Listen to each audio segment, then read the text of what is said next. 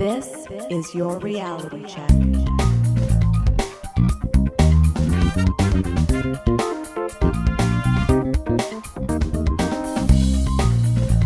Welcome to The Reality Check, the weekly Canadian show that explores a wide range of controversies and curiosities using science and critical thinking. Today is October 22nd, 2020, and I'm producer Pat.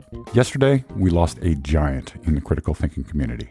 James Randi died at the age of 92. I have to wonder if this podcast would exist if there was no James Randi. It certainly wouldn't be the same show. Today, we're going to rerun an interview from August 2010. If you're new to the show, you may hear some unfamiliar voices. Adam was there, but the other two people are John Abrams, the original host who was with the show until 2012. That's when I joined. And Elon Dubrovsky, who was with the show until 2014, and that's when Christina joined. I hope you enjoyed their chat with the one, the only, the amazing James Randi. So welcome to The Reality Check, James the Amazing Randi. It's an honor to have you on our podcast. Well, thank you, sir. I'm glad to be here. So James Randi needs no introduction. He's the arch skeptic and the founder of the James Randi Educational Foundation. How'd you come up with the name for that organization? Well, I figured I was going to call it the Peter Popoff Church of Ministries and a few things like that, but we finally weaned it down and we got it down to James Randi Educational Foundation because we are educational in nature. We are a foundation, a tax-free foundation, and so what else? Why did you become a skeptical activist when all of your peers in the magical community, they will speak out against frauds like Uri Geller from time to time, but you made it like a career, like a second career to become an activist, and why did you go that path? Well, first of all, I retired from the magic profession as a performer, though I still do a lot of performing when I do my lectures in order to illustrate what the fakers out there do. But I gave it up at the age of 60 because I was getting a little weary of struggling out of straitjackets over Niagara Falls, for example, and age began to tell on me. I'm only 81 now, but I intend to hit at least 100 and perhaps a little more. So I've got to save my strength, so to speak, you see.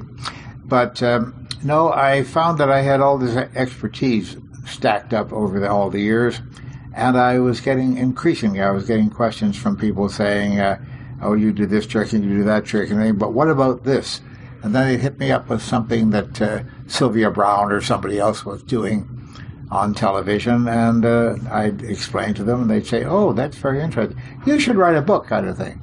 Well, I already had a couple of books out by then, but I decided that I would go full-time into the business of investigating these things. And, by the way, just so you'll be prepared, I'm often called a debunker. I never accept that term because to be a debunker would mean that I set out with the notion that this is not so and I'm going to prove to you that it's not so. I can't afford that luxury. I have to go into everything. Well, you understand, I don't any longer doubt Father Christmas, St. Nicholas, Santa Claus, whatever, because I think the evidence is pretty well in on that. But I have to go into all these paranormal claims with the attitude of, I just don't know. I'd like to find out.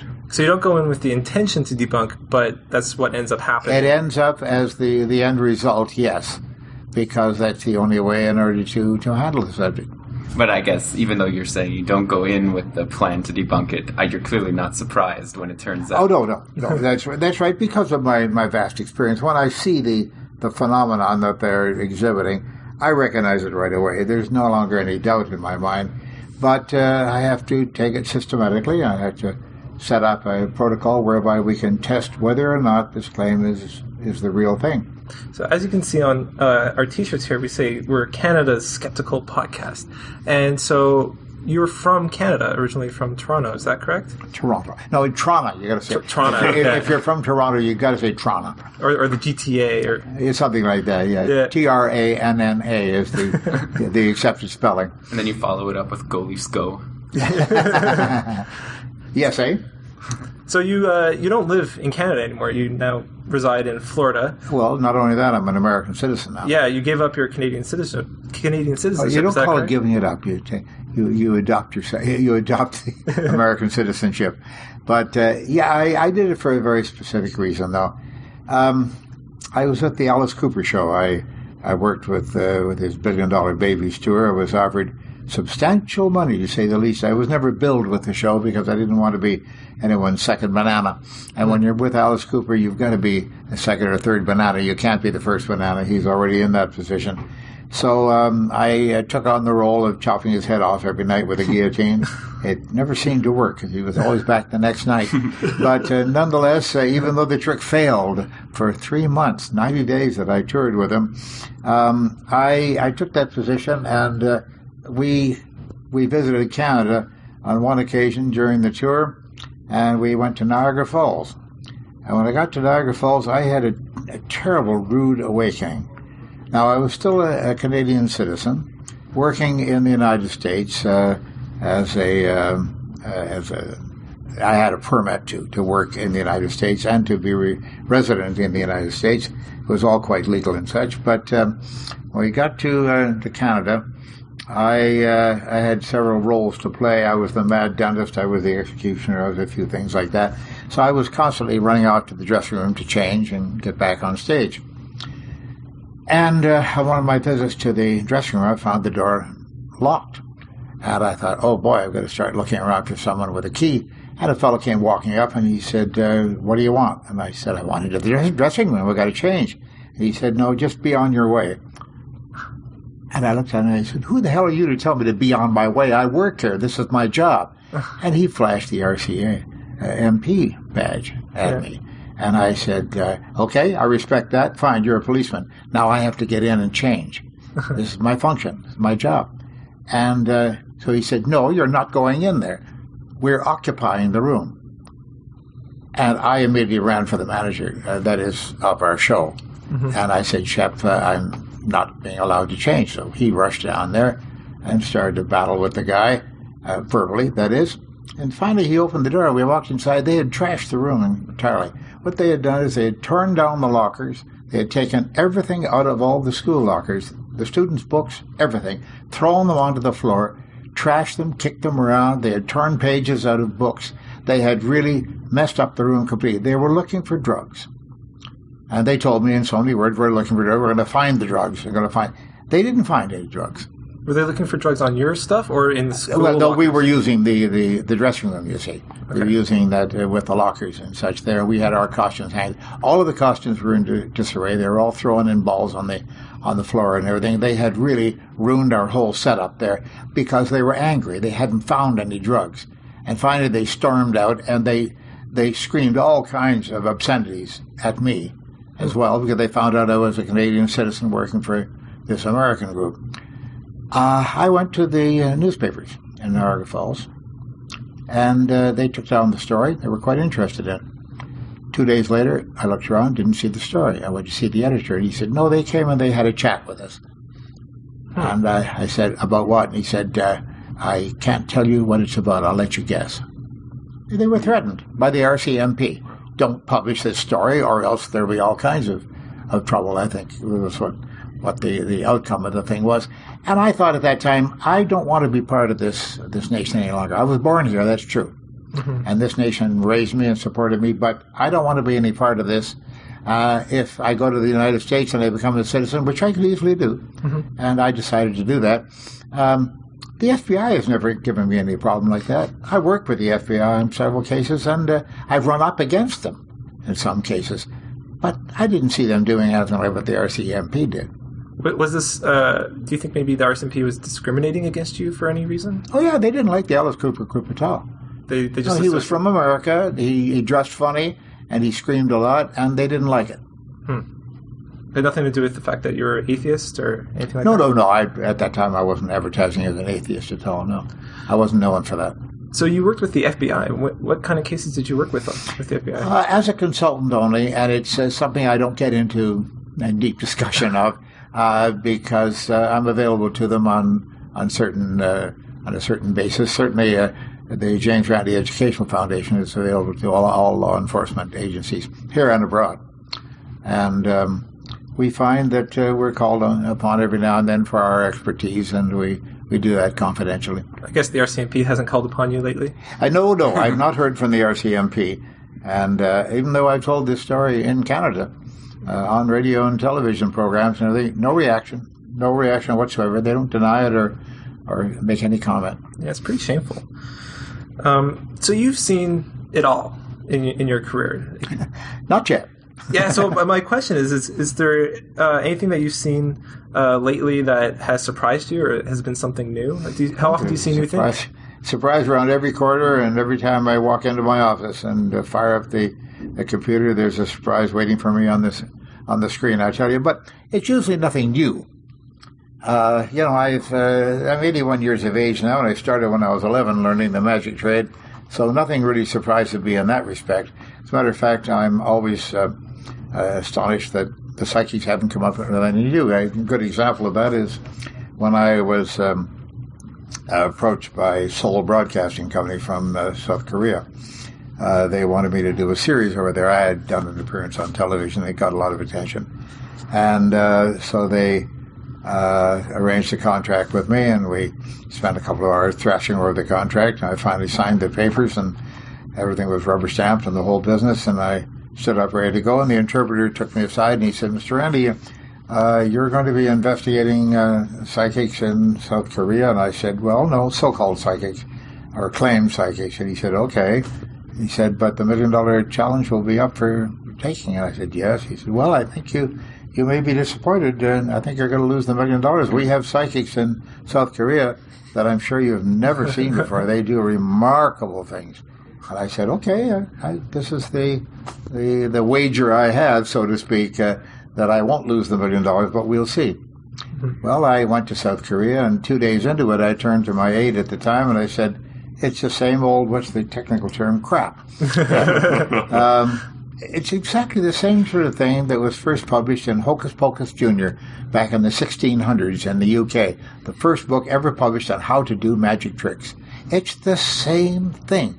Imagine when they took a lunch break, they ate kimchi instead of spaghetti or hash browns or whatever, you know. It was just, and a different costume and different facial characteristics, a different language. But it was the same old crap.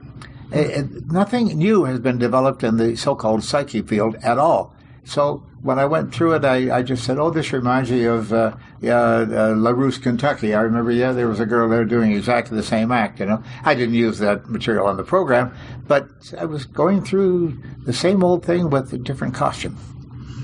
Has your approach to dealing with these cases changed over the years? Have you learned any lessons? Have you done anything wrong that you wish you had done differently? No, not really. No, I must say, I'm looking.